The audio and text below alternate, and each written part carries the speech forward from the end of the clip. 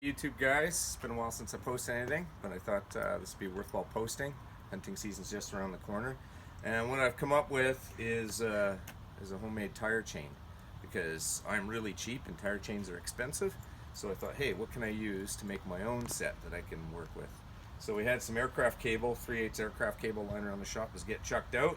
I went to the old dollar store and picked up all the fasteners and fittings for it, as you can see. If you have swedge locks, those would work really well too.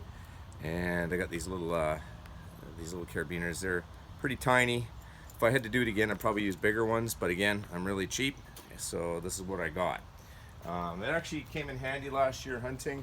We're out in Suffield elk hunting out there, and it was a really greasy road, and I was stuck halfway up this steep road, and the truck nearly slid back, and I managed to get stopped, but there's no way I could get up the hill, and there's no way I could turn around and get down without getting stuck in a ditch or rolling. So the only thing I had was these things, which is nice because unlike regular tire chains, you have to roll the tire onto them really to fix them. These ones here, you can just put it around the tire. Come on in, Ted, do it. Basically, not much to it. Slide the cable through, go around, and then lock it.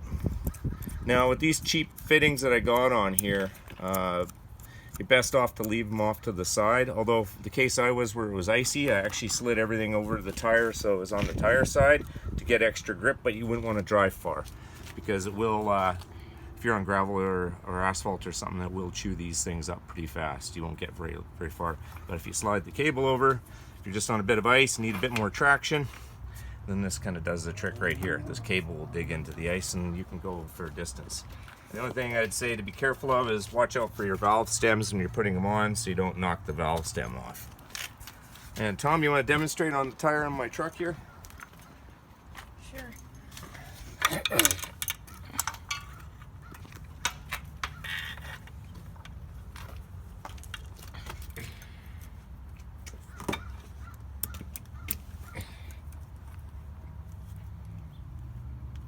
Now you have to be careful, every vehicle will be a bit different on the length, so I suggest making them with string first to find out exactly what size they need to be, so they're not too short or too long. The nice thing about having these little saddle clamps here is that I can adjust them afterwards if they stretch out or anything like that. So very handy, it worked quite well. I made enough so I got 4 or 5 per wheel. But I think you can even get away with 3 a wheel, and it will make a huge difference. We clawed our way up